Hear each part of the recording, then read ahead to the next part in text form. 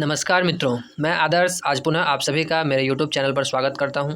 जैसा कि आप देख रहे हैं कि हमने एक NCERT समरी सीरीज़ की शुरुआत की है, जिसमें हम विज्ञान कक्षा 7 के अध्यायवार सारांश को पढ़ते हैं तथा उसके मुख्य बिंदु को भी अपने संज्ञान में लेने का प्रयास करते हैं।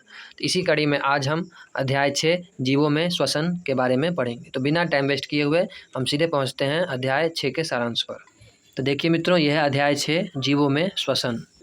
और देखिए ये रहा इस अध्याय का सारांश, जो हमने आपने क्या सीखा के रूप में यहाँ पर पॉइंट वाइज दिया गया है और ऊपर कुछ प्रमुख शब्द दिए गए हैं जो इस पाठ में प्रयोग में लाए गए। तो चलिए इसे पढ़ते हैं। तो प्रमुख शब्दों में कौन कौन शब्द हैं? पहला है वायवीय श्वसन, अवायवीय श्वसन, श्वसन दर, कोशिकीय श्वसन, डायफ्राम, उच्च श्वसन, क्लोम, फेफड़े, श्वास नली, अंतःश्वसन, श्वास रंध्र, श्वास प्रणाल।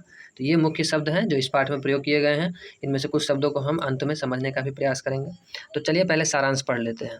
सारांश में पहले बिंदु में दिया गया है, श्वसन सभी जीवों को जीवित रहने के लिए अनिवार्य है। यह जीव द्वारा लिए गए भोजन से ऊर्जा को निर्मुक्त करता है। हम अंतःश्वसन द्वारा जो वायु शरीर के अंदर लेते हैं, उसे उपस्थित ऑक्सीजन का उपयोग ग्लूकोज को कार्बन डाइऑक्साइड और जल में विखंडन के लिए किया जाता है। इस प्रक्रम में ऊर्जा निर्मुक्त होती है।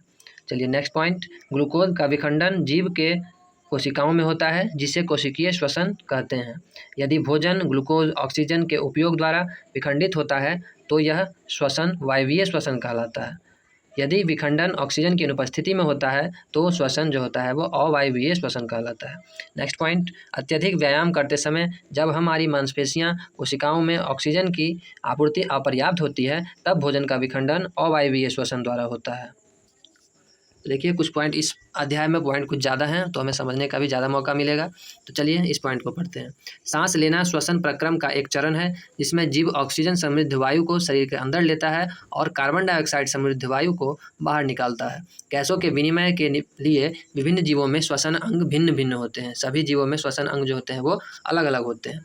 अंतःश्वसन या निःश्वसन के समय हमारे फेफड़े विस्तारित होते हैं, फैल जाते हैं, और उच्च श्वसन के साथ ये अपनी मूल अवस्था में आ जाते हैं। मतलब जब हम सांस लेते हैं तो हमारे फेफड़े फैल जाते हैं और जब हम सांस छोड़ते हैं तो ये अपनी मूल अवस्था में आ जाते हैं। शारीरिक सक्रियता के बढ़ने पर श्वसन दर बढ़ जाती है। जब हम कोई फिजिकल वर्क करते हैं तो हमारा श्वसन दर जो होता है वो बढ़ जाता है नॉर्मल की अपेक्षा। गाय, भैंस, कुत्ते और बिल्ली जैसे जीवों में श्वसन अंग श्वसन प्रक्रम मानव के समान ही होते हैं। गाय, भैंस, कुत्ते, बिल्ली जो होते हैं, जिस तरह मानव में श्वसन अंग और श्वसन प्रक्रम जो प्रक्रिया होती है वो मनुष्य के समान ही होती है, गाय, भैंस और कुत्तों में। आगे पॉइंट पढ़ते हैं। केंचुए में गैसों का विनिमय उसकी आर्द्र त्वचा के माध्यम से होता है। मछलियों में यह क्लोम से और कीटों में श्वास प्रणाल से होता है। जैसा कि ऊपर भी पॉइंट में लिखा गया था, जो सभी में अलग अलग विधि से श्वसन की प्रक्रिया होती है। तो लास्ट पॉइंट पढ़ते हैं। पादपों में मूल मृदा में उपस्थित वायु को ग्रहण करती है। पत्तियों में नन्हे छिद्र होते हैं जिन्हें रंध्र कहते हैं, जिनसे गैसों का विनिमय होता है। पादप कोशिकाओं में ग्लूकोज का विखंडन अन्य जीवों की तरह ही होता है। तो इस तरह हमने इस अध्याय का सारांश को पढ़ लिया, जो दो पार्ट में कुछ यहाँ और कुछ यहाँ दिया गया था। तो इस तरह हमने सारांश को पढ़ा और जैसा कि मैंने आपको कहा था, प्रमुख शब्दों में से कुछ शब्दों को लेकर हम अध्याय के अंदर जो महत्वपूर्ण बिंदुओं को विस्तारपूर्वक समझाया गया है उसको भी समझने का प्रयास करेंगे।